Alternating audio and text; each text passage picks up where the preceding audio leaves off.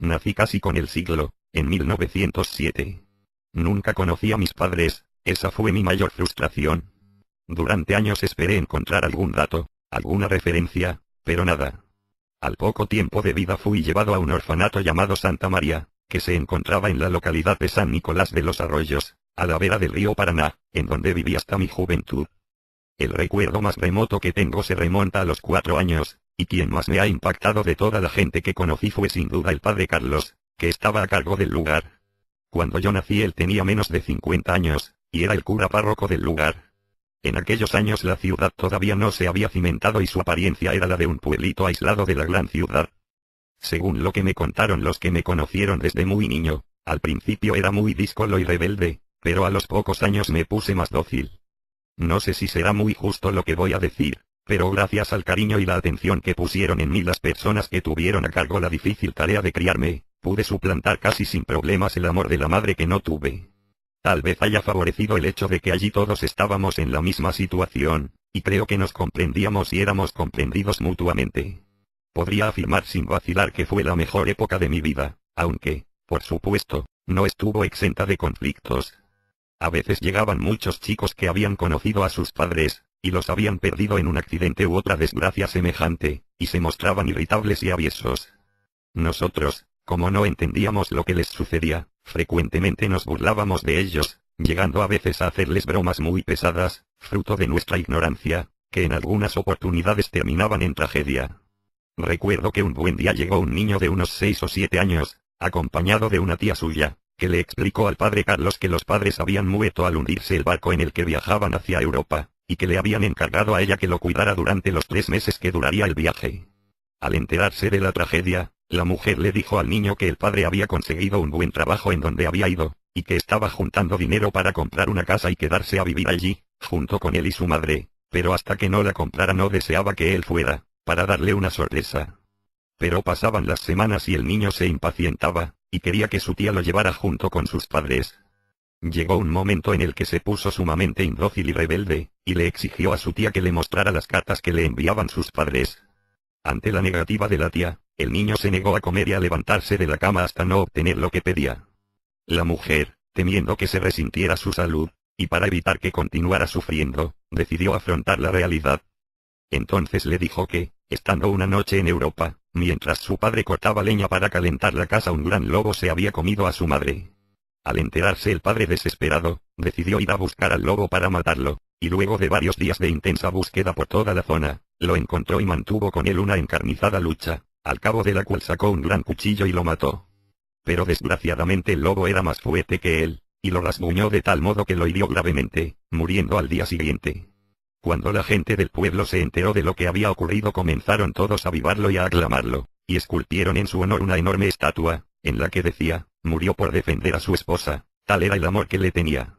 Pero como podemos ver, esta distinguida señora distaba mucho de ser una buena psicóloga, y su tierna historia tuvo exactamente el efecto contrario al que ella deseaba. El pobre niño inmediatamente estalló en llanto, y además de seguir negándose a comer y a levantarse, comenzó a tener terribles pesadillas, en las que soñaba cómo el lobo había matado a sus padres. Juró ir él mismo y matar a todos los lobos que encontrase, y le pidió a su criada que no dejara entrar nunca a la tía a su habitación, negándose desde ese momento a intercambiar con ella palabra alguna. Como la situación ya era insostenible para ella, y no quería descuidar sus amistades por atender los caprichos de un mocoso, decidió que lo mejor para él sería internarlo en el Santa María, con la promesa de que lo visitaría todos los fines de semana sin dejar pasar ninguno, recomendándole al padre Carlos que tuviera en consideración su estado, pero que fuera con él tan riguroso como la coyuntura lo exija, ya que cualquier método sería bueno con tal de encarrilarlo. Ese mismo día, antes del almuerzo, el padre nos lo presentó, pidiéndonos encarecidamente que lo tratásemos como si fuera nuestro mejor amigo, ya que él confiaba que en poco tiempo se convertiría en un gran amigo de todos nosotros. Recuerdo que no sé por qué desde la primera vez que lo vi me cayó antipático. No sé si sería por el aire sobrador con que nos miraba, o por la forma impasible con que nos trataba la tía, tan arrogante y con tantas ínfulas como todos los miembros de su clase en aquella época. Era una típica aristócrata, y por eso todos le teníamos tanto recelo. Tal como lo había prometido, todos los fines de semana lo colmaba de regalos, y de cosas para nosotros inalcanzables. Desde el primer día el niño se mostró huidizo y muy tímido, y era permanentemente objeto de nuestras burlas, las que recibía con bastante desazón.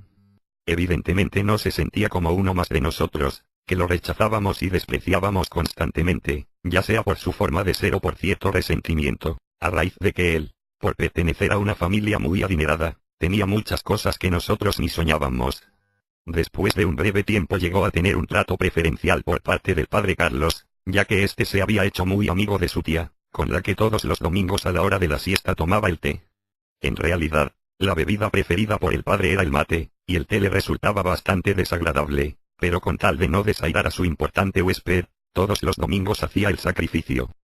Pero como la maldad del ser humano a veces no tiene límites, un buen día decidimos que no teníamos por qué hacer siempre objeto de nuestras burlas al pobre niñito. Fue en ese momento cuando apuntamos toda nuestra artillería hacia la ricachona y rechoncha tía. El padre Carlos, que conocía a la perfección a cada uno de nosotros, designó a un amigo mío, que en las horas de la siesta se quedaba habitualmente dando vueltas por el parque, para que hiciera de camarero. Es decir, para que sirviera el té, y atendiera los pedidos de la señora. A cambio de ello obtenía una doble ración en el almuerzo del día siguiente, por lo que se transformó en el envidiado de los lunes. Precisamente gracias a una idea suya, urdimos un plan para hacer que la pobre tía pasara un momento, digamos, agradable.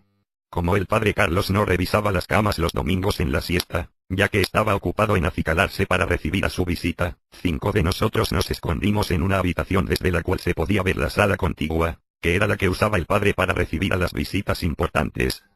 Aprovechando unas grandes cortinas de terciopelo que tapaban todo, y que nuestras figuras eran bastante escuetas, ya que teníamos solo 9 años, nos quedamos agazapados aguardando la llegada de esta buena señora, que apareció a las 5 menos cuarto, como era su costumbre. Actuando con la complicidad de un cocinero, que también le tenía bastante recelo, y sabiendo que el padre gustaba del té amargo, acostumbrado al cimarrón, decidimos cambiar el tarro de azúcar por uno idéntico, pero de sal.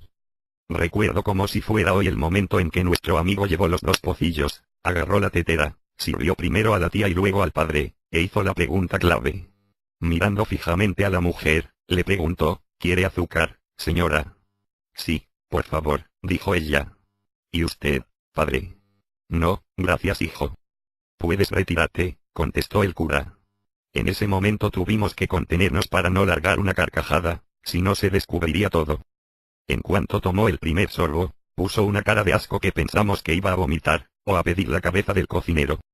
Sin embargo sus costumbres y buenos modales debían ir más allá de cualquier contrariedad, y como si fuera una espartana, se lo tomó todo sin decir palabra.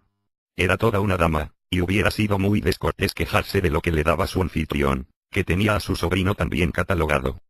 Era todo un espectáculo ver cómo su cara se ponía verde, mientras luchaba por esbozar una fingida sonrisa y seguir la conversación de su interlocutor que, por supuesto, no se dio cuenta de nada.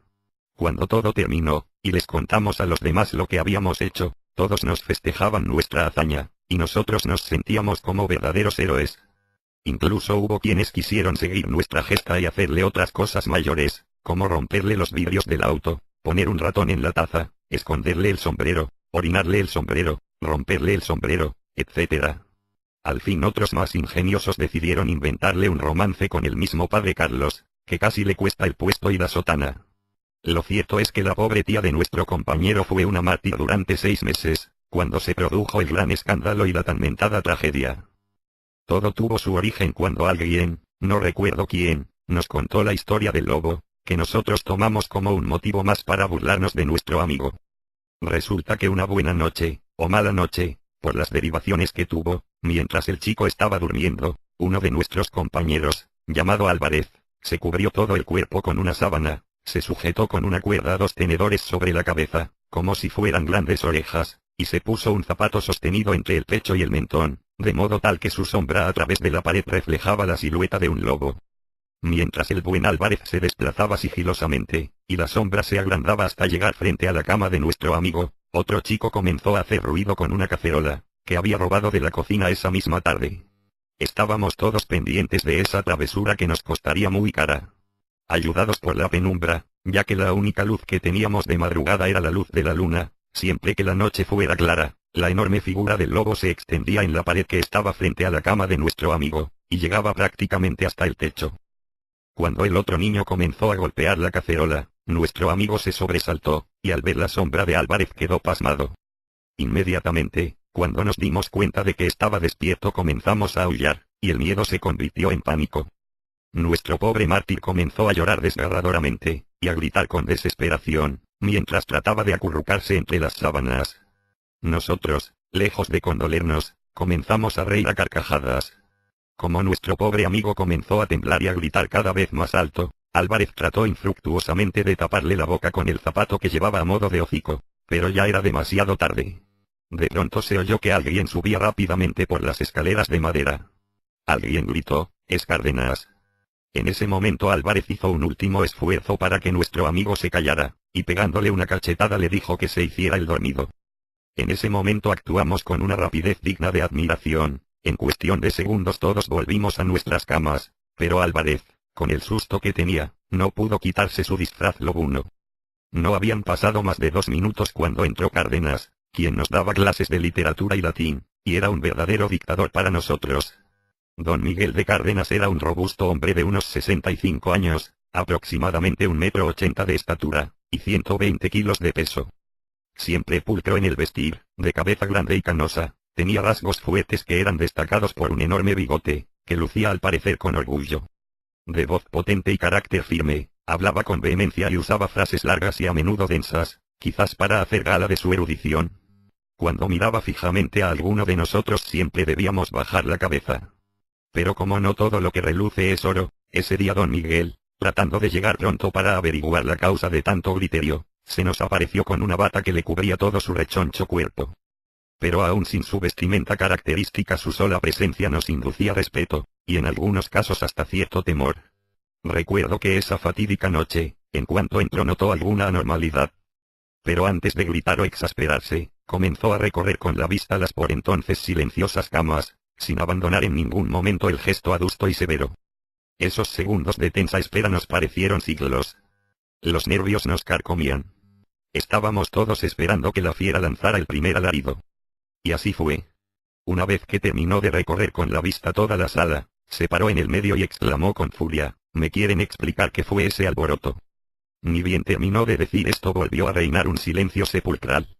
Al ver que no obtenía ninguna respuesta, trató de hilvanar algunas palabras, y nos espetó lo siguiente: «Mientras me encontraba en mi habitación, tratando de descansar, y de olvidar por algunas horas las preocupaciones vacuas y terrenas, fui sobresaltado por una sarta de mocosos, que comenzaron a gritar como demonios, y a hacer toda clase de ruidos, que no los hay más atroces y desagradables en las mismas puertas del infierno.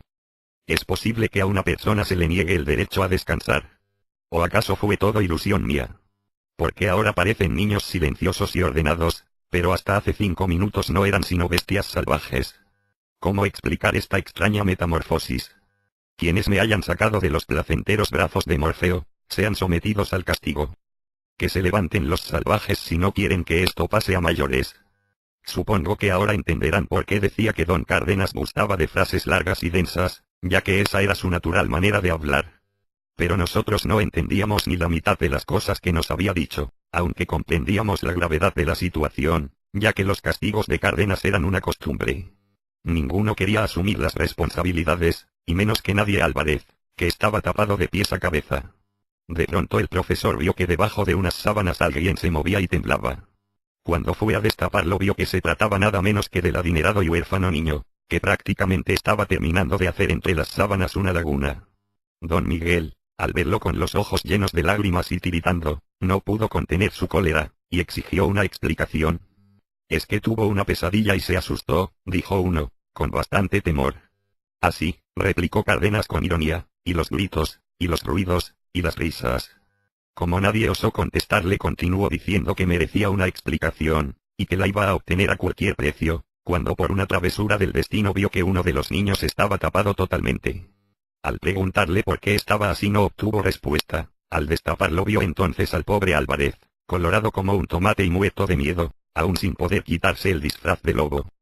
Entonces Cárdenas, que ya conocía el problema del pequeño, miró a Álvarez fijamente durante algunos instantes, que se eternizaron en su memoria. Después de intimidar a nuestro amigo durante algunos segundos, le ordenó que bajara de la cama. Una vez que lo tuvo frente a frente le arrancó el improvisado atuendo, y le dijo que a las 7 en punto lo esperaba en su Al fin pasaron las horas y llegaron las 7 de la mañana. Todo lo que puedo recordar de esos momentos es que esa mañana nos quedamos todos expectantes mirando a través de una ventana lo que sucedía entre los dos. La educación era muy rígida en aquellos tiempos, y más aún en donde yo me crié. Después de perorar durante más de media hora, hacerlo arrepentir y pedir perdón por todo, el pobre Álvarez debió recibir largas clases de moral del padre Carlos, que fue el que más se ofendió por todo esto, ya que peligraban las buenas relaciones con la tía del niño, e incluso la reputación de la institución, ya que esta señora estaba muy vinculada, y era conveniente conservar una buena amistad, aunque después de este suceso sobrevino lo peor. Una vez que Álvarez se quedó a solas con el padre, este le dijo que debía pagar por sus pecados, porque los arrepentimientos de palabra no son suficientes. Entonces le pidió que apoyara sus manos sobre el escritorio y que se quitara la camisa, dándole siempre la espalda, y le dio unos 15 o 20 azotes con su cinturón. Nosotros al ver la escena nos asustamos sobremanera, aunque esas penitencias nos eran familiares. Para completar la penitencia, y que Dios le perdonara su falta, el padre Carlos obligó al niño a quedar encerrado en una pequeña sala durante un par de días, pudiendo comer solo pan y algunas fetas de jamón, sin tener ningún contacto con el exterior. Recuerdo que esa sala había sido utilizada anteriormente por el padre como depósito de herramientas y objetos en desuso, y no tenía ventanas, por lo tanto el niño solo podía saber qué hora era cuando le traían las 2 comidas diarias. El padre le recomendó que aprovechase esa privación de lo material para rezar y encomendar su alma a Dios, diciéndole que si al cabo de ese tiempo se mostraba sumiso, la penitencia no habría sido en vano. Al resto de nosotros nos tocó una penitencia distinta para cada uno. Por ejemplo yo, para purgar mi parte de culpa y lavar mi conciencia, durante 15 días tuve que limpiar todas las letrinas antes de acostarme, y con mis 9 años debí alimentar 2 veces al día al caballo del padre, que estaba bastante más flaco que él. Creo que por esos días fue la primera vez en mi vida que sentí odio o desprecio por alguien. Por supuesto que al enterarse del percance, la tía decidió inmediatamente retirar a su sobrino del internado, no sin antes increpar al padre, cuyas disculpas fueron en vano. Nunca volví a ver a ese niño ni supe nada de él, no sé qué habrá sido de su vida. Cuando sucedió lo que acabo de contar yo tenía 9 años, transcurría 1916. Por supuesto que eso no fue lo único importante que ocurrió, ni tampoco lo más triste, pero creí necesario recordarlo ya que siempre quise volver a ver a ese niño, pero como dije antes no lo vi más, y solo tengo de esa época algunos vagos recuerdos. No sé si mi niñez habrá sido muy alegre, pero los recuerdos que tengo son en general buenos. Cuando me fui del internado el padre Carlos tenía 60 años. Recuerdo que una vez me trepé al viejo árbol, para robar unas cerezas, al verme el padre Carlos gritó, «¡Quieto, ladrón!». Yo del susto me caí y me fracturé el brazo. Él durante un año me prohibió comer ninguna. El padre, en sus momentos de ocio, que eran muy pocos, escribía poemas. El día que me fui me regaló un manuscrito de un poema que escribió en 1923, que aún conservo. Él no hacía alarde de sus condiciones como escritor, sino que escribía por una satisfacción personal, que era compartida solo con sus amigos más íntimos. Ya en mi adolescencia, en los últimos años que pasé allí, mantenía con el padre charlas tan interesantes, que quedaron como un recuerdo imborrable en mi memoria. Tenía una manera de hablar tan campechana y humilde que lo hacía querible ante cualquiera que conversara con él. Y como dije, no le interesaban los elogios, y solo leía sus versos cuando se lo pedían. Frecuentemente decía que él era un instrumento que utilizaba Dios, y que si no fuera por la gracia del Señor no podría escribir una sola palabra. Digo esto porque a lo largo de mi vida conocí a algunos poetastros que con solo haber escrito 2 frases ingeniosas ya se creían merecedores del premio Nobel. Estaba en el internado desde los 6 meses, y seguí allí hasta 1925. Los días allí eran bastante rutinarios.